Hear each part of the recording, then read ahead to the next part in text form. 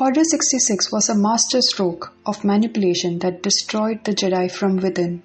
It was the final move in a plan that took decades to build, orchestrated by Darth Sidious himself. Let us look at how the Jedi were doomed by the very army they led. But before we get in, don't forget to hit like and show your support, and do hit subscribe to follow along for more such content. With that, let's dive in. On the surface, Order 66 sounded just like another military protocol: eliminate Jedi who act against the Republic. But in reality, it labeled all Jedi as traitors and gave clones the order to kill them instantly.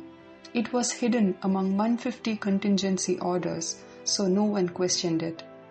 Palpatine needed the Jedi gone.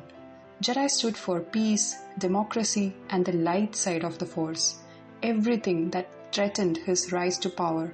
But as Supreme Chancellor, he couldn't risk the Jedi discovering that he was a Sith. So he turned their trusted clone army into executioners. The clone army's creation wasn't a Republic decision. It all started with Jedi Master Sifo Dyas, who foresaw war and commissioned the army in secret. But after his death, Count Dooku, who was secretly a Sith Lord called Darth Tyrannus, took control.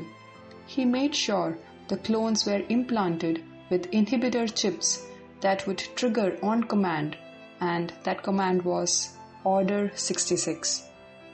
Clone Trooper Fives discovered the chip while investigating a malfunctioning trooper who murdered a Jedi during the Clone Wars. He got dangerously close to uncovering the truth and warning the Jedi, but Palpatine silenced him, and the Jedi ignored the signs as well. Then came the moment which we first saw in Revenge of the Sith. Palpatine issued the command: execute Order 66.